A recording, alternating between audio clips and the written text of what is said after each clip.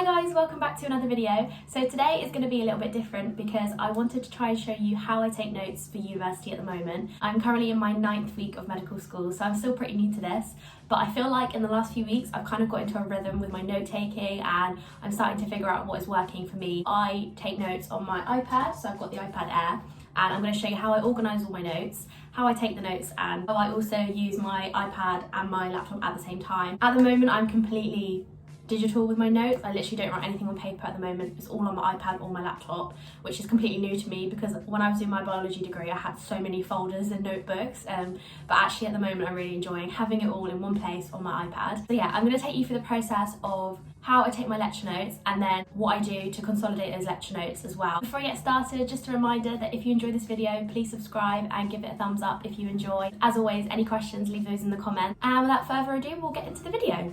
So before I actually show you how I take my notes, I thought I would give you a little tour of my iPad setup and show you my current kind of organisation of my notes. I've chosen to download GoodNotes because, well, I weighed up the options between GoodNotes and the other one, Notability. And in the end it came down to aesthetics purely. Like, I think both the apps have their pros and cons and they are really similar, to be honest, and I think it's just personal preference. I just went on YouTube and watched some videos and in the end decided with GoodNotes 5, and I'm pretty happy with my decision. I mean, they're both about the same price. So this is my iPad, and it is the iPad Air, so it is the kind of middle range iPad, and I managed to get some free AirPods when I bought it because Apple were doing a deal for students at the time. And then I just have the Apple Pencil, which I think is the first generation one, but I really like it. I think it works really well. So anyway, we go into GoodNotes.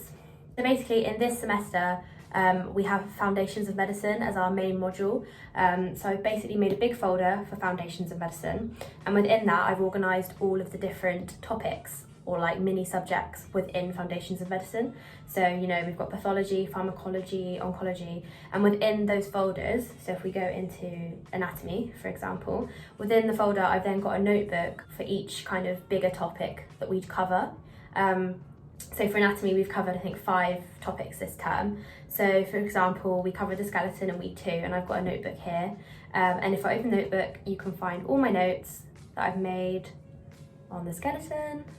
And for me, this just works because I know exactly where everything is. Rather than one big notebook per subject, I just like to break it down even more, just so everything's really easy to find. My note-taking process actually doesn't start with just starting the lecture. Before I start the lecture, the most important thing that I do is I find the learning objectives for that lecture and I put them into a big master document that I've made.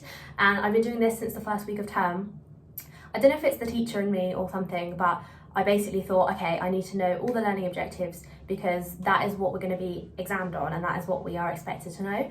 And I think the problem with uni is the learning objectives aren't always there laid out for you. You have to really dig around for them. Every lecturer tells us what the learning objectives are, but they're in different ways. So I just wanted one big master document that has everything on there so that when it comes to revision and knowing what I need to learn, I know exactly what that is. So now that I have put all my learning objectives from this lecture onto the document, I am going to start listening to the lecture. I normally listen on 1.5 speed, sometimes even 2 times speed, but basically I can't listen to lectures on normal speed now, it's just too slow. So what I'm going to do now is go through the lecture, listen to it and make my notes on my iPad, and I'll show you how I do that. So the first thing I like to do is go in and do my title. Normally I use a fancy brush pen for this just because I think it looks nice to have the title looking a bit pretty. I normally put a box around it as well using the shape tool. Then I just start noting down key parts from the lecture. Normally I have to do a lot of pausing, stopping and starting with this because I'm watching it on 1.5 speed, but to be honest, I'd rather just sort of take the time to make the notes clear and make sure I've got all the key points. And then I've just taken a diagram off Google Images there. I love how you can slide images straight onto the document. I started adding my own labels to the diagram, but then I had a change of heart and thought, do you know what, I can do this diagram better myself. So I started using the shape tool to create these circles and made the diagram myself. I definitely feel like I remember things and learn things better when I've taken the time to draw them myself. So this is something I tend to do a lot. I think my favourite thing about taking notes on the iPad is even if you make a mistake, you can like rub it out, swap it, change the size, and you'll see that like my note-taking process is actually a lot of trial and error and changing things around. So I end up removing the first diagram, swapping it in for a picture of the epithelium just because I felt like I didn't need 2 copies of the same diagram. And then we finally got on to doing notes about the skin. I'm not sure why the lecturer went off and started talking about the structure of the gut, but she said it was going to make sense when we went into the lab, so I went with it. One thing I like to do just to keep my notes looking cute is basically pick colours that complement each other and look nice together, and then stick with those colours. One of the main reasons that I use the black paper is so I can use pastel colours with my notes. But also I feel like when I make notes on the white paper, it just puts more of a strain on my eyes, so I tend to stick with black. Here I'm just going in and I took a picture straight from the lecture. I like how you can literally just take things off slides and PowerPoints. I'm actually coming to the end of the 30-minute lecture here, so I managed to get all the notes on one page, which is how I like it. And this is the finished product. Nothing fancy, it doesn't take too much effort, and you know, I think it looks really cute, if I do say so myself.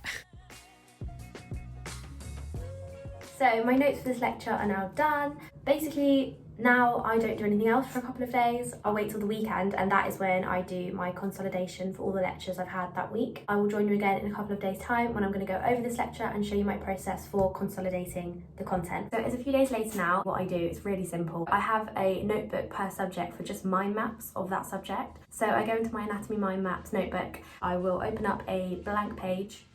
I'll rotate it 90 degrees because I like to do it landscape, and I'll literally just stick the title of the lecture in the middle, and then basically I split the page up into learning objectives so that I know kind of what exactly I need to learn from the lecture.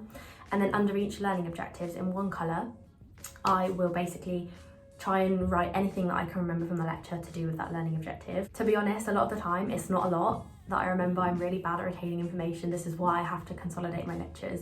And then what I'll do is I'll take another coloured pen and I will fill in the blanks of what I've forgotten, which is normally most of the lecture.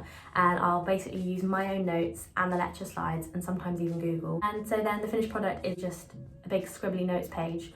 But actually I end up learning more from this and remembering more because of doing this. That's the last stage in my kind of note-taking process. After this, I might go online and look for some practice questions or use some self-assessment questions that the lecturers have given us.